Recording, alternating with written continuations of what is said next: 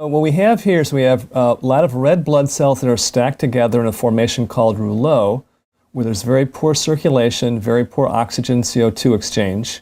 The red blood cells should be visible and separate like this one right here. Instead, they're stacked up, and there's multiple causes of that, including dehydration, poor digestion of protein, excess carbohydrates in the blood, sugars too high in the blood, and overall a low negative charge in the blood, where the potential, the zeta potential in the cells has been diminished, so cells just clump. Also, we have a lot of inflammation in the background. So you can see the sort of spider web formation in the background. That's inflammation. That can be caused by injury to the tissues. It can be caused by stress. It can be caused by liver not working properly and filtering the blood. Multiple causes of that too. Here we can see a very small white blood cell, actually.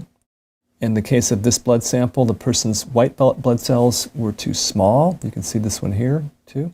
They should be 2 or 3 times the size of the red cells, and they're about maybe 1.5 times the size of a red cell.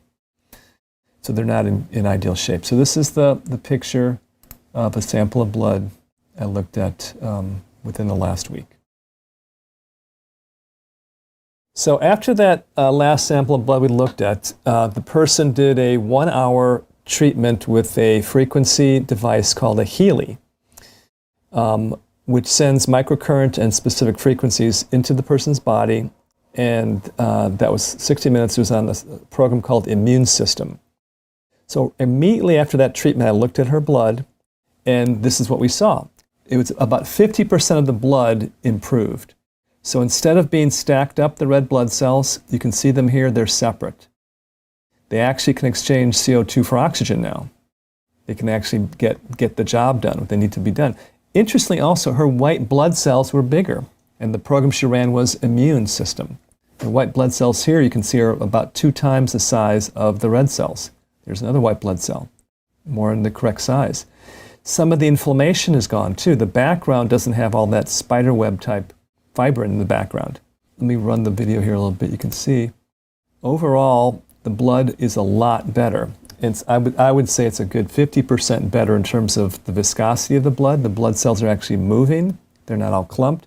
So essentially what happened is that we increased a lot of negative charge into the blood. And that negative charge helps the cells separate from each other. So they have more of a surface area to get oxygen. And they have a lot more flow and movement of nutrients and energy through her body.